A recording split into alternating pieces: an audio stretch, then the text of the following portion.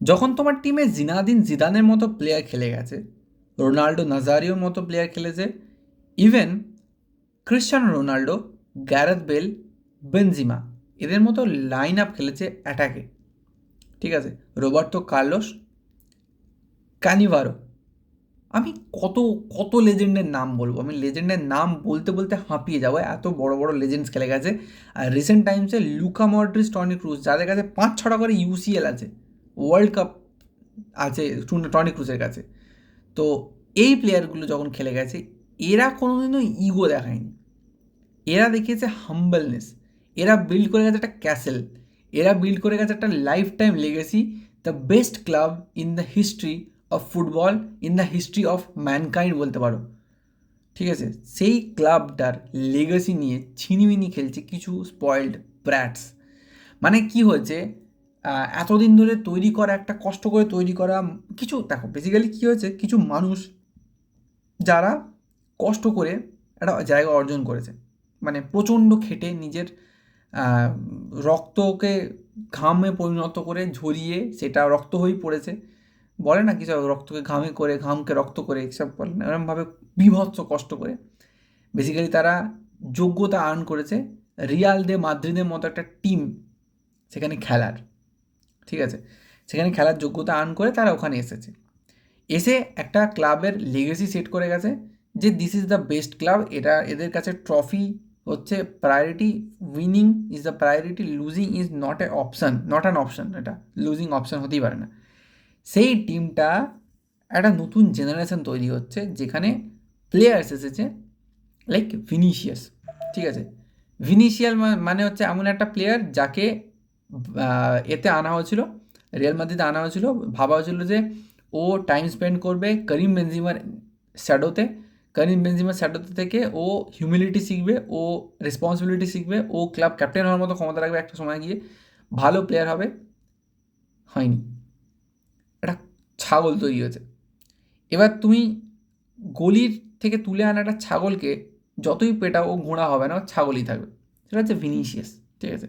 Kylian Mbappe, একটা player যে 18 বছর বয়সে ওয়ার্ল্ড কাপ জিতে গেছিলো, আর সেটার পর থেকে না ও বেলুন হয়ে গেছে, মানছি খুব ভালো প্লেয়ার, কিন্তু ওকে এত ফুলিয়ে ফাঁপিয়ে তৈরি করেছে পিএসজি, এত লোভী তৈরি করেছে, ঠিক আছে, যে ওর মধ্যে হিউমিলিটি, হিউম্যানিটি, মডেস্টি কিছু নেই, কিচ্ছু নেই। তো ওই প্লেয়ারটা এসে জড়ো হয়েছে এখানে, এই দুটো প্লেয়ার হচ্ছে এখানে সব থেকে বড় ইগো ক্লাস করছে। আমি এখানে কিছু মডারেট প্লেয়ারের নাম বলছি। ফ্র্যাঙ্কো মাস্টানটুনো, মোটামুটি স্টেবল প্লেয়ার। জুড বেলিংহামকে আমার মনে হয় যে ইগোটা অতটাও ইম্প্যাক্টফুল নয় ওর জন্য, ও মজদুরি করে, ও খাটে টিমের জন্য, খাটে, কষ্ট করে। Fede Valverde, I love that player, সত্যি খুব ভালো প্লেয়ার। চুয়ামেনি ঠিক আছে, কামাভিঙ্গা ভাই আমার অতটা ভালো লাগে না। ভাই রাহুল অ্যাসেন্সিও, ভাই তুই কে, তুই কোন র্যামোসের বাপ, আমি বুঝতে পারি না। ওর মধ্যে তো আসে কোথা থেকে, কটা চ্যাম্পিয়ন্স লিগ জিতেছিস ভাই তুই, 6টা 7টা জিতে থাকার মতো অ্যাটিটিউড, যেখানে টিবো কুটওয়ারের মতো প্লেয়ার মডেস্টি দেখাচ্ছে, সেখানে ও কে, ও কে। তারপরে আসো হচ্ছে ওদের একটা নতুন ছাগল জুটেছে, সেই ছাগলটার নাম হচ্ছে আর্দাগুলের। আর্দাগুলের ভাই কে ভাই তুই, 19-20 বছরের একটা বাচ্চা ছেলে, জাস্ট রিয়াল মাদ্রিদের চান্স পেয়ে গেছিস, কারণ কি রিয়াল মাদ্রিদের ওই পজিশনটা কাউকে একটা দরকার ছিল ওই সময়, ওর ভাগ্য ভালো, ওর চান্স পেয়েছে, ঠিক আছে। অন্যান্য বড় বড় টিম যারা বলো, মানে ইপিএলের টপ 5 টিমস বলো, অন্যান্য টিমসগুলো কাউকে পাত্তাও দিত না, বার্সেলোনা তো ভুলেই যাও, পাত্তাও দেবে না। সেরকম একটা প্লেয়ার বলছে যে ওয়াই অলওয়েজ মি, আমাকে কেন তুমি তুলে নিচ্ছ, ভাই তুই কে। তো এই টিমটার ম্যানেজার হয়ে এসেছিল মোটামুটি পৃথিবী উল্টে দেওয়া একটা পাবলিক, যে রিসেন্টলি পৃথিবী উল্টে দিয়েছে, পৃথিবীর সব রেকর্ড উল্টে দিয়েছে।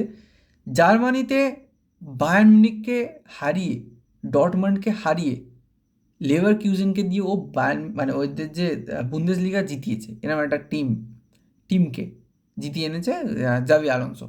সেই জাভি আলোনসোকে আনা হয়েছিল, তাকে এরা ব্যতিব্যস্ত করে টিম ছাড়াতে বাধ্য করেছে, স্পয়েল ব্র্যাটসগুলো।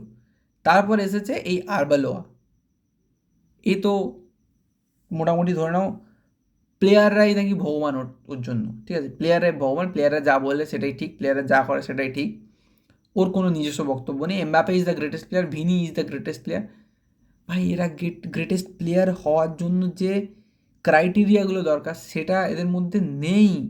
রোনাল্ডোর প্রাইড ছিল ওর পারফরমেন্সের এনহ্যান্সার, মানে বলতে পারো ইগো দিয়ে ও নিজের পারফরমেন্সটাকে এনহ্যান্স করতো। আর এরা ইগো দিয়ে নিজের পারফরমেন্সটাকে শেষ করছে, ক্লাবটাকে শেষ করছে, ঠিক আছে। এদের মধ্যে ভাই এরা কেউ কাউকে ভাই ভাই মানে না, কেউ কাউকে মানে না।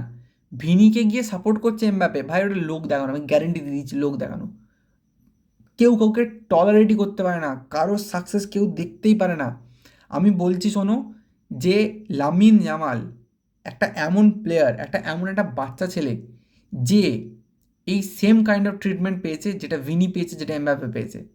কিন্তু যেহেতু ও বার্সেলোনার কালচারে বড় হচ্ছে, সেই জন্য ও কিছুটা হলেও শুধরে গেছে।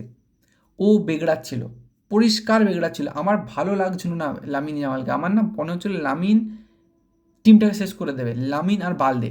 বাট আস্তে আস্তে যেটা বুঝলাম যে ওরা অ্যাডাপ্ট করে নিয়েছে, ওরা দুজনে বুঝতে শিখে গেছে যে এটা আমাদের কালচার নয়, ঠিক আছে। মানে আমি আমার টিম দিয়ে এক্সাম্পল দিয়ে বলছি, আমি কিন্তু বার্সা ফ্যান বলে রিয়াল মাদ্রিদকে খারাপ বলছি না, নট লাইক দ্যাট। বাট এটা রিয়েলিটি যে ওরা স্পয়েলড ব্র্যাটস। আর এই ভুল ভাল জিনিসগুলোকে সামলানোর দায়িত্ব একজনই নিতে পারে, সেটা হচ্ছে রঞ্জিত মল্লিক, বেল্টের চাওগানি। বেল্ট খুলে ফাট ফাট দিতে হবে এদেরকে, তবে এরা শোধরাবে, ঠিক আছে। এদের পয়সা কাটো, ভিখারি করো এদেরকে, পয়সা ওদেরকে সব ফেসিলিটি দেওয়া বন্ধ করো, তাহলে হয়তো এটা শোধরাবে। মানে আমি চাই যে এরা না শোধরাক, এরা এরামই থাকুক, তাহলে আমি বারবার আমরা খুশি হব। মানে বার্সেলোনার টিমের সাথে যখনই ম্যাচ পড়বে আমরা জিতবো। বাট আউট অফ এভরিথিং, ফুটবলকে যারা ভালোবাসে তারা জানে যে এই রিয়াল মাদ্রিদ টিমে কতটা নোংরামো লুকিয়ে আছে এই প্লেয়ারগুলোর মধ্যে। এর একটাও যোগ্য না এই টিমে খেলার জন্য, ঠিক আছে। মানে যে কোনো ছোটো টিমের প্লেয়াররা যদি ঠিকঠাক কোচের আন্ডারে পড়ে ট্রেন হয়ে যায়, এদেরকে না ফুঁ দিয়ে উড়িয়ে দেবে ইউনিটি দিয়ে। ইন্ডিভিজুয়াল ব্রিলিয়েন্স দিয়ে ফুটবল হয় না। এটা ক্রিকেট না যে তুমি ইন্ডিভিজুয়াল ব্রিলিয়েন্সে একাই চাপকে লাল করে দিলে 50-60-এর ওপরে রান করে দিলে 400 স্ট্রাইক রেটে। ভাই একটা ফুটবল এখানে হয় না। আর everyone is not Messi over year. Cristiano রোনাল্ডোকেও না পাস দিলেও গোল করতে পারতো, ক্রিস্টিয়ানো রোনাল্ডো টেনে নিয়ে গিয়ে পাস দিয়ে গোল করাতো বেনজেমাকে দিয়ে। তো এরা কোন ক্ষেতের মুলি ভাই, এরকম হয় না। এদেরকে চাওয়ানো উচিত। রিয়াল মাদ্রিদ ফ্যান যারা, তাদের কি সিচুয়েশান আমি ফিল করতে পারছি। মানে খুব খারাপ একটা সময় দিয়ে রিয়াল মাদ্রিদ ফ্যান্সরা যাচ্ছে। তো তোমাদের ভাগ্যে এখনও দুঃখ আছে। তো বেসিক্যালি এরপরে আবার তোমাদের বেনফিকার সাথে দেখা হতে পারে কিছুদিন পরে চ্যাম্পিয়ন্স লিগে। তো দেখা হলে আবার দেখবো কি হয়, কোন দিকে গল্প এগোয়, ঠিক আছে। চলো, বাই।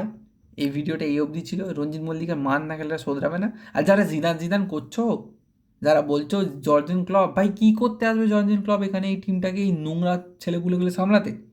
খেয়ে দেখ কাজ নেই, হ্যাঁ? পটি পরিষ্কার করতে আসবে জর্জেন ক্লপ? জিদান আসবে এই পটিগুলোকে পরিষ্কার করতে? নেভার। মুরিনিও কোনো দিনও আসবে না, দেখে নাও, কোনো দিনও আসবে না। এই পটি পেরেজকে পরিষ্কার করতে করার পরে যদি একটা ভালো ম্যানেজার আসে তো ভালো, নালে গেল। তো এই হচ্ছে কথা বলার ছিল আজকে। বাই।